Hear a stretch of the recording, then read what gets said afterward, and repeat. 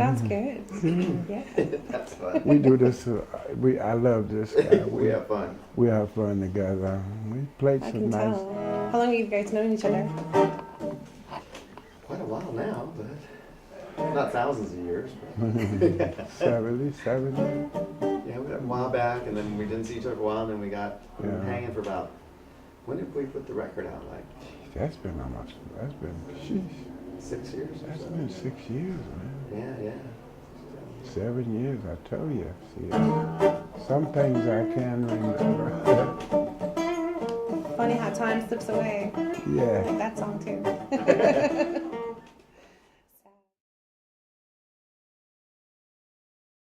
Years ago, there was a thing known as hippies, and prior to that, it had been beatniks, and we decided we would break off from the beatniks and start a little hippie clique, and we did. And but the only thing was we had nowhere to live.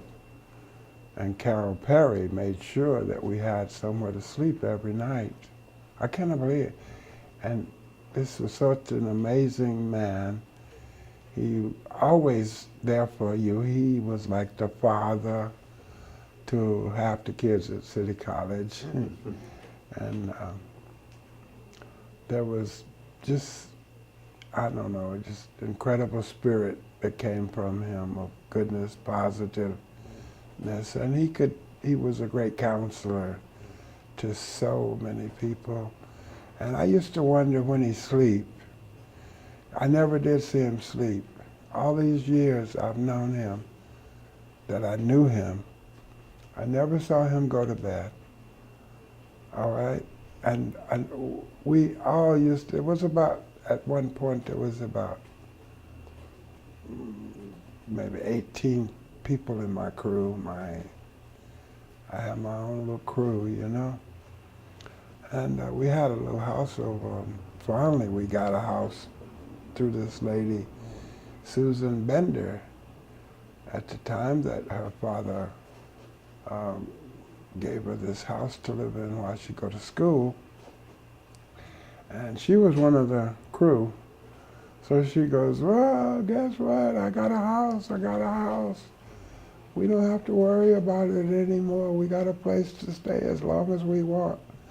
My father hooked me up, you know. So we just, you know, we all went there, and it became like a meeting place where we would all, prior to that, there had been a little coffee house on Melrose called the Xanadu, which served nothing but coffee, cinnamon tea and hot tea and stuff like that. And it was like a 24-hour place for musicians to go. Not musicians, but artists and study. It was like a little study hall for a lot of kids out of City College that couldn't afford dormitory, a room. And they would sleep there and get up the next day and go to school. And Carroll Peery would make sure with the owner of this club that this is all right, you know. He could talk you into anything. And if you let him, he could talk you into it twice. he was just a great philosopher. He could talk to you about anything, anywhere, anytime. And another thing, none of us never found out how old he was. Because at City College, when we all hung out, he was already older than all of us. You know, it's like, and then he got a job at the Ash Grove, where he managed and made sandwiches in the kitchen there. Great big thick sandwiches that was, and if you got one of them, you could cut it up in 4 pieces and feed a crew, you know. But Carroll would always come through for us in any way we needed, whatever we needed. him, and then Susan Bender, like I said, she came in and just really blessed us with a place to stay. And she had a car. So there you go. We had a transportation and all that. Then we used to have these parties at the house. It was in Silver Lake. And we had a party every weekend not because we wanted to. There was just all these other people that had nowhere to go. So every weekend they would get dressed like they're going to a club or a ballroom or something. They would get dressed and come to our house for the weekend. And we would buy those big gallon jugs of Red Mountain wine. And it was like, highfalutin. it wasn't even, it was so cheap it didn't even cost $1. But it was enough for everybody. Yeah, well, we're talking, the early 60s. Is Susan Carroll's mom, who we saw at your party the other day? That's her stepmom. Oh, okay, yeah, okay. Yeah, this is David Aguilar, my friend, and you've been having a good time. And my unless there's bodyguard. You're more than that. You're my accompanist. There you go. Anyway, we've had some great times together. Anyway, Your soul guard. Yeah. We would have these long weekend parties, and we would take up a collection and buy a pound of hamburger meat and make a big pot of spaghetti, big, huge, one of those big ones of spaghetti, and feed everybody. It was just, it was the way of life in that time, And everybody we just really had a great time.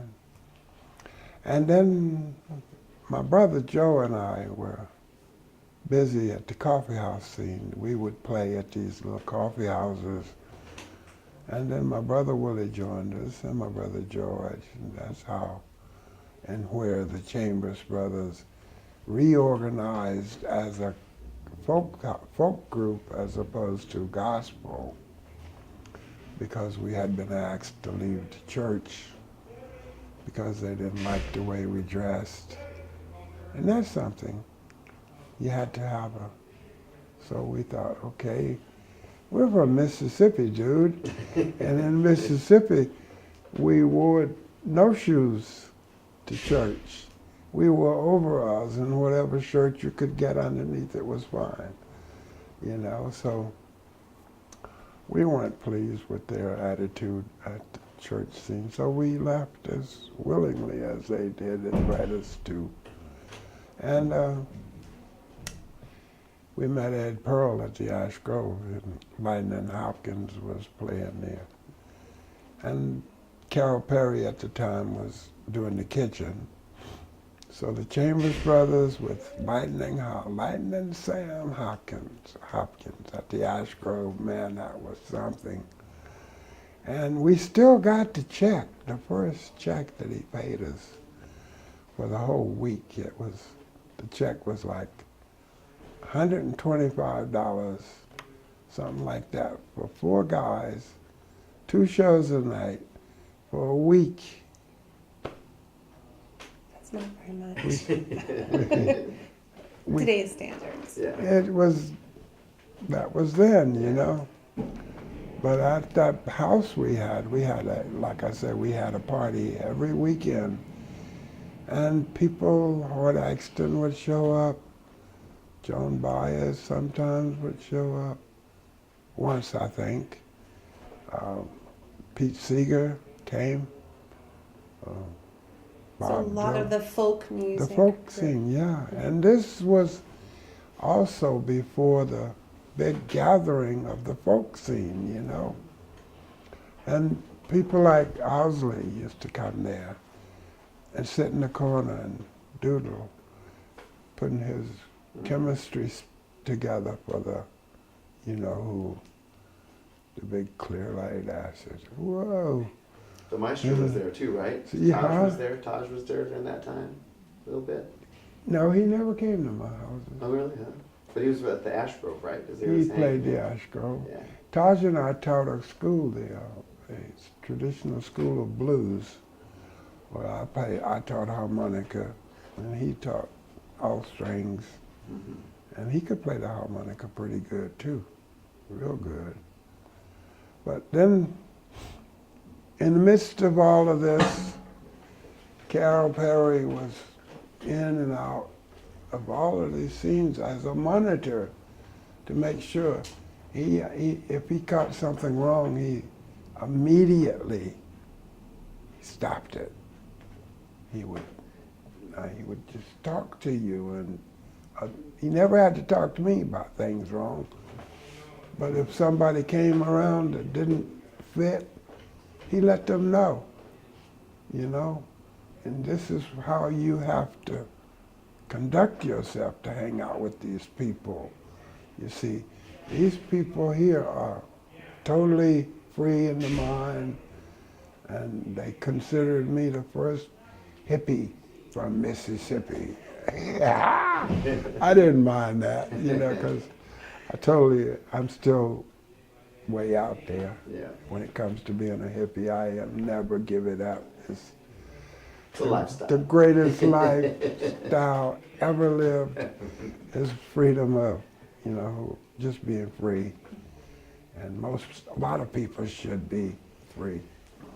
And a lot of people are not. A lot of people think they are. But, so Carroll was just, overall, he was like he was like the godfather. And man, I never seen anybody like him. I never met anybody like him. And a lot of me and what I am today is Carroll Peery. The goodness in me, the honesty in me, this positiveness, you know. I never seen I never heard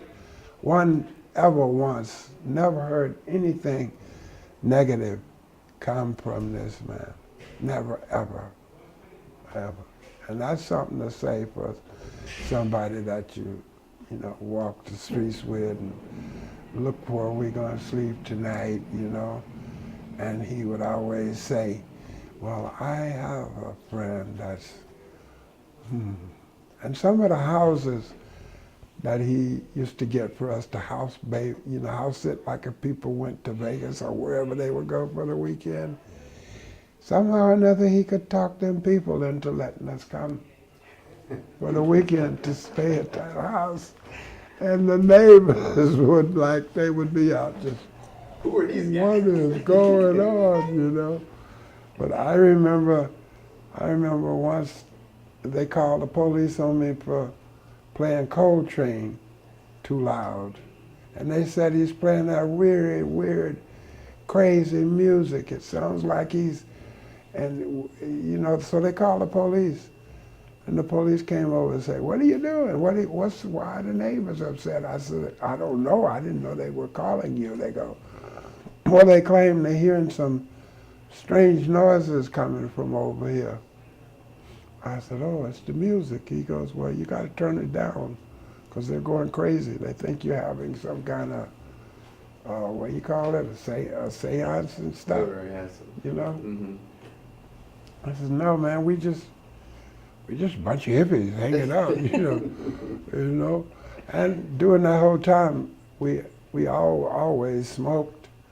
We never got stopped. We never got bothered by the police. And if the police ever came around, Carroll Peery could handle it. He could always handle anything. And the police would leave, like, okay, you make sure. Yes, sir. And that's the guy. He was like that. He could do that. Cool. That's my experience also. Super cool. He could just he could make it all work. Make it all work. He could make anything work. Mm-hmm. I never met another guy like him. Like I said, I never knew how old he was. And he had this real, you know, like stout, astute, you know, total, like he dressed to the max every day, just totally dressed. Mm-hmm. So I would say, "Are you a private investigator?" He never would say no. And I would say, "Are you a policeman?"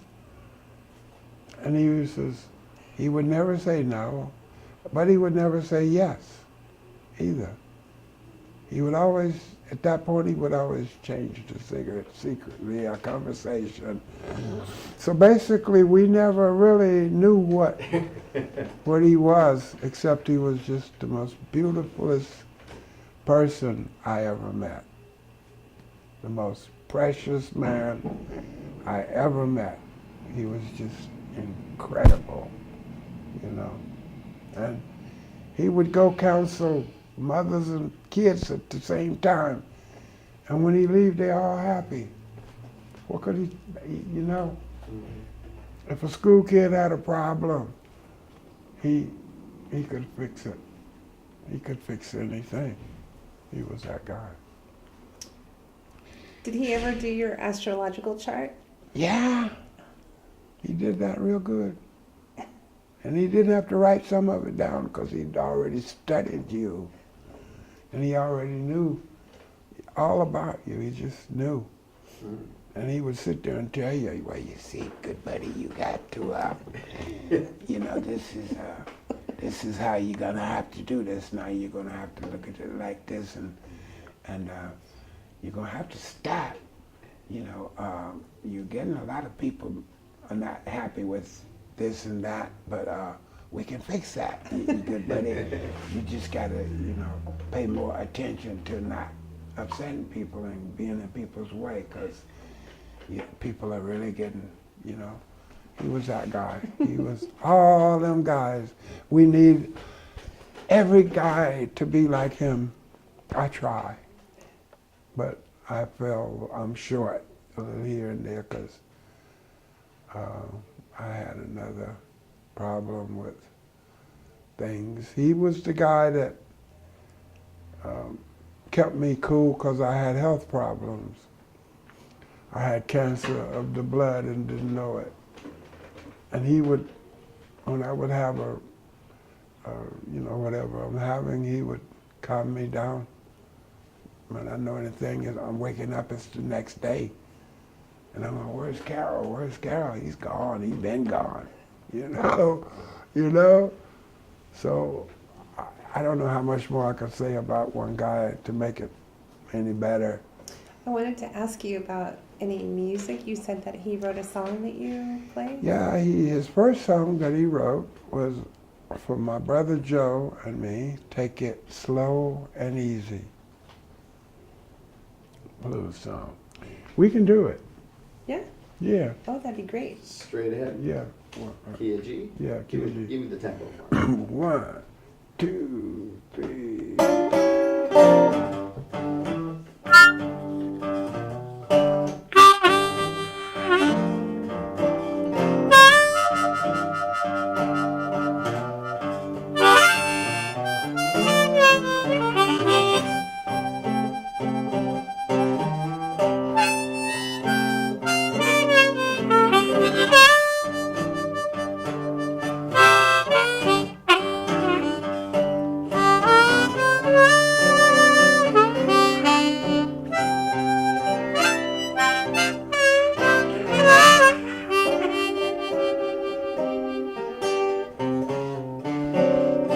Take it slow, slow and easy.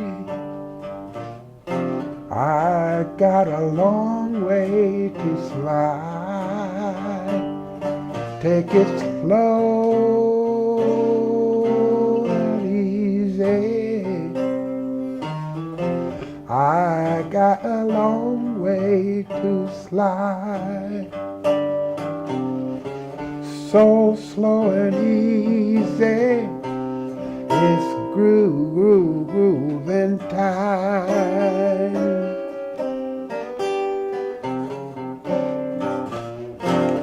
If you want to groove me, you got to rock me with rhythm and rhyme. All right.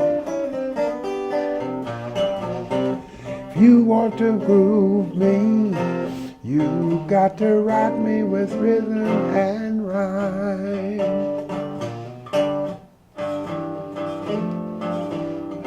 So slow and easy, Lord, it's grooving time. Yeah.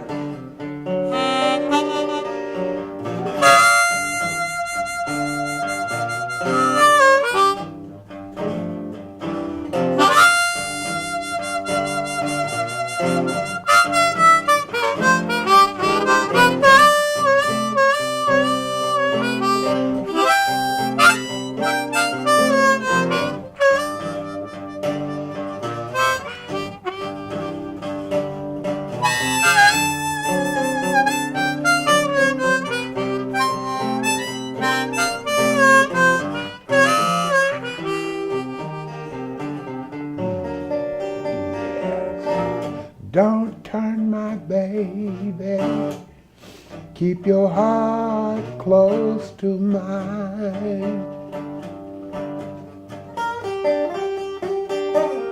Don't turn my baby, keep your heart close to mine. So close to me, baby, oh, it's grooving time.